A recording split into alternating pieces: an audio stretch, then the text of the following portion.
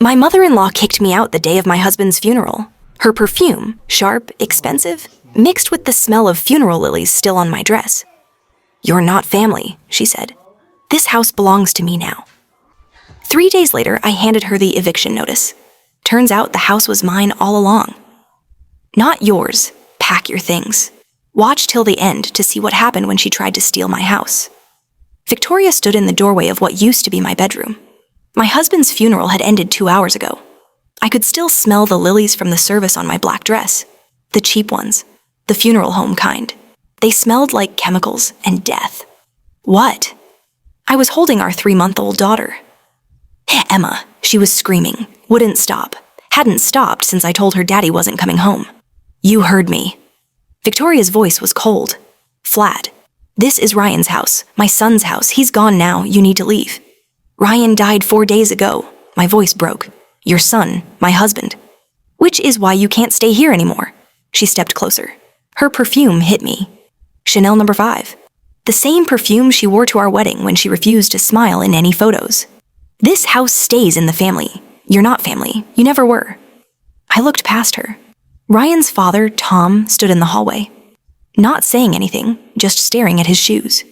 "Tom?" I said. "Please." He looked away. That's when I knew. They'd planned this, waited for the funeral, waited until Ryan was in the ground. And now they wanted me gone. "You have until tomorrow morning," Victoria said. "I'm being generous. Pack your things. Be out by 9 a.m. Cold settled in my chest. Not anger, something colder, sharper. "Where am I supposed to go?" I whispered. "Not my problem." Victoria smiled. Actually smiled. "You should have thought about that before you trapped my son." The baby she was talking about was screaming in my arms. Her granddaughter, 3 months old. Would never know her father now. "She's your granddaughter," I said. "She's a mistake." Victoria turned to leave. "Tomorrow morning, 9 a.m. Don't make this harder than it needs to be." She left.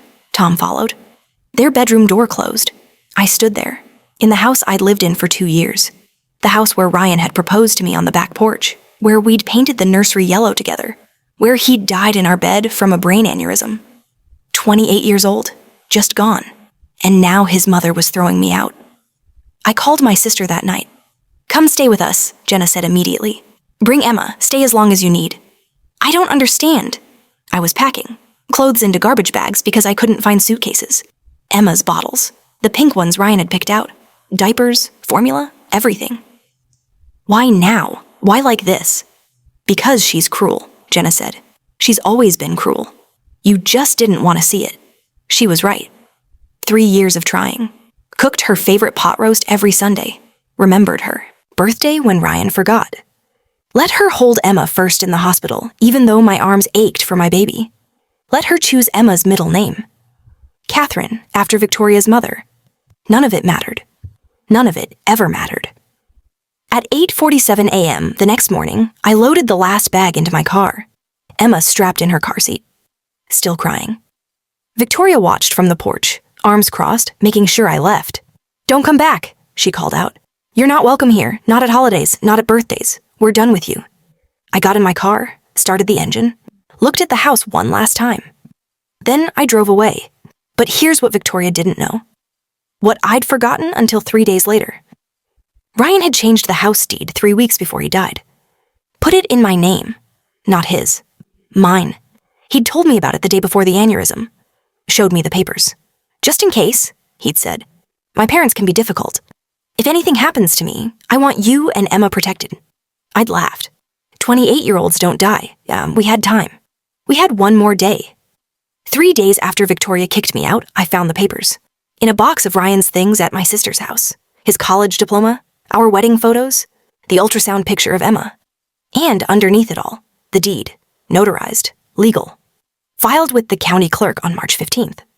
The house was mine. I sat on my sister's couch, Emma finally asleep in her bassinet next to me, her tiny chest rising and falling. And I made a decision. I called a lawyer. My hands shook, but my voice was steady. "I need to serve an eviction notice," he laughed. "Who are you evicting?" "My mother-in-law, from my house." The laugh stopped. "Your house?" "My house." 2 days later, I showed up at 9 a.m., exactly the time Victoria had given me. A process server stood next to me, papers in hand. I knocked. Victoria opened the door. Her face went from confusion to rage in 3 seconds. "What are you doing here?" she hissed. "I told you never—" "This is for you." The server handed her the papers. "You're being evicted. 30 days to vacate." Victoria looked at the papers, then at me. "What is this?" "The house is mine. Ryan put it in my name 3 weeks before he died." "You have 30 days. Then I'm changing the locks." I used her words. Her exact words. Let them sink in. "That's impossible." Her voice shook now. "This is our house. We bought it for Ryan. It's ours. It was Ryan's. He gave it to me. It's mine now." I stepped closer. 30 days. Don't make this harder than it needs to be." Tom appeared behind her. "Oh, Victoria, what's—" "She's trying to steal our house." Victoria's voice went shrill. "Hi? I'm not stealing anything."